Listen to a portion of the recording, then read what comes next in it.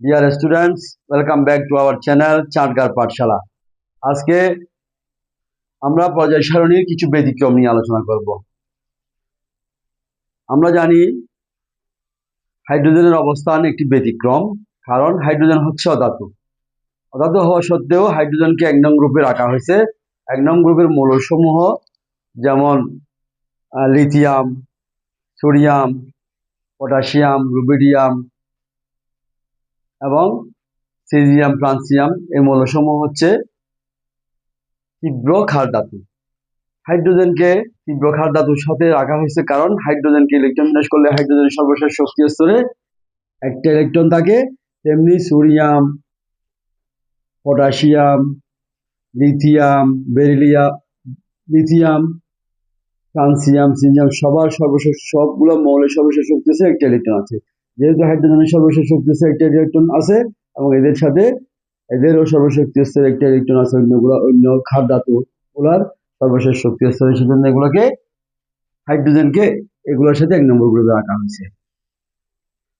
এটা অধাতু, কিন্তু এগুলো ক্ষার ধাতু। অধাতু হওয়া সত্ত্বেও হাইড্রোজেনের বেশিরভাগ ধর্ম ক্ষার ধাতুর সাথে মিলে যায়, সেজন্য এদেরকে হাইড্রোজেনকে ক্ষার ধাতুর সাথে রাখা হয়েছে। তবে হাইড্রোজেনের সর্বশেষ শক্তি স্তরে একটি ইলেকট্রন আছে, আবার হাইড্রোজেন একটি ইলেকট্রন গ্রহণ করতে পারে।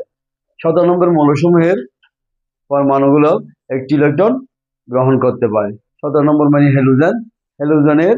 হ্যালোজেন গ্রুপের মৌলসমূহ একটি ইলেকট্রন গ্রহণ করতে পারে। তাই হাইড্রোজেনকে হ্যালোজেনের সাথেও রাখা যাইতো, তবে বেশিরভাগ ধর্ম ওর ক্ষার ধাতুর সাথে মিলে যায়, সেজন্য ওকে ক্ষার ধাতুর সাথে রাখা হয়েছে। অর্থাৎ উদাহরণস্বরূপ আমি বলতে পারি, আমি বেশিরভাগ সময় বলি ধাতুগুলাকে বলি ছেলে, অধাতুগুলো হচ্ছে মেয়ে। আর হাইড্রোজেন হচ্ছে হিজড়া। কিছু হিজড়া আছে যারা দেখতে ছেলের মতো, কিন্তু আসলে ছেলে না। আসলে ওরা মেয়েদের সাথে ওদের কিছু মিল আছে, কিছু কিছু হিজড়া আছে মেয়েদের সাথে কিছু মিল আছে, তবে ছেলেদের সাথে মিল বেশি।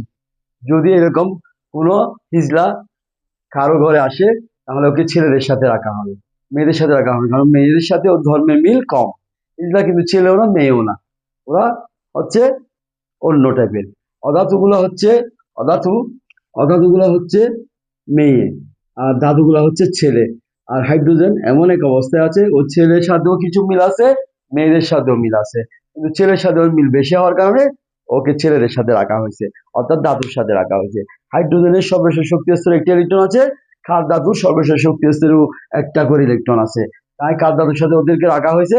তবে হ্যালোজেন গ্রুপের মৌলসমূহ যেমন একটি ইলেকট্রন গ্রহণ করতে পারে, তেমনি হাইড্রোজেনও একটি ইলেকট্রন গ্রহণ করতে পারে, তাই হাইড্রোজেনকে হ্যালোজেনের সাথে রাখা যেত। তবে বেশিরভাগ ধর্ম ক্ষার ধাতুর সাথে মিলে গেছে, অর্থাৎ 1 নম্বর গ্রুপের সাথে মিলে গেছে, সেজন্য হাইড্রোজেনকে 1 নম্বর গ্রুপে রাখা হয়েছে। এটা হচ্ছে ব্যতিক্রম। পর্যায় সারণীর ব্যতিক্রমের মধ্যে হাইড্রোজেনের অবস্থানটা হচ্ছে ব্যতিক্রম, আরটা হচ্ছে হিলিয়ামের অবস্থান। হিলিয়ামের ইলেকট্রন বিন্যাস করলে আমরা ইলেকট্রন পারমাণবিক সংখ্যা 2, তাই ইলেকট্রন সমানষ্ট, অর্থাৎ এর শক্তি স্তরে 2টা ইলেকট্রন আছে। তেমনি 2 নম্বর গ্রুপের মৌলগুলোর সাথেও 2টা ইলেকট্রন আছে। বেরিলিয়াম, ম্যাগনেসিয়াম, ক্যালসিয়াম, এই সমস্ত মৌল হচ্ছে 2 নম্বর গ্রুপের মৌল, ওদেরও 2টা করে ইলেকট্রন আছে। তাই হিলিয়ামকে 2 নম্বর গ্রুপের সাথে রাখা উচিত ছিল। তবে যদিও সর্বশেষ স্তরে 2টা ইলেকট্রন থাকে, এই ইলেকট্রন শক্তি স্তরটা ইলেকট্রন পরিপূর্ণ। প্রথম শক্তি স্তর 2টা আছে ইলেকট্রন, প্রথম শক্তি স্তর 2টা থাকলে পরিপূর্ণ ইলেকট্রন বিন্যাস, সেজন্য ওদের এর ধর্ম নিয়ন, আর্গন, ক্রিপ্টন, জ্যানন, র্যাডন এই সমস্ত মৌলের সমূহের সাথে গভীরভাবে মিলে যায়। তাই এদেরকে হিলিয়ামকে 2 নম্বর গ্রুপের সাথে না রেখে 18 নম্বর গ্রুপে রাখা হয়েছে। 18 নম্বর গ্রুপে রাখা হয়েছে, এটাও ব্যতিক্রম। কেন ব্যতিক্রম? কারণ ওর সর্বশেষ শক্তি আছে 2টা ইলেকট্রন আছে।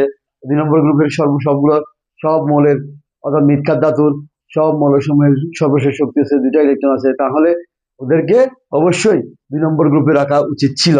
কিন্তু যদিও 2টা থাকে, এটা নিষ্ক্রিয় গ্যাসের নিয়ে ইলেকট্রন বিন্যাস অর্জন করে, নিষ্ক্রিয় গ্যাসের মতো কারোর সাথে বিক্রিয়া করে না, কারোর সাথে রাসায়নিক বিক্রিয়া অংশগ্রহণ করে না, ইলেকট্রন ভাগাভাগি করে না, শেয়ারও করে না, দানও করে না, সেজন্য হিলিয়ামকে নিষ্ক্রিয় গ্যাস বলা হয় এবং এটা থেকে 18 নম্বর গ্রুপে রাখা হয়েছে।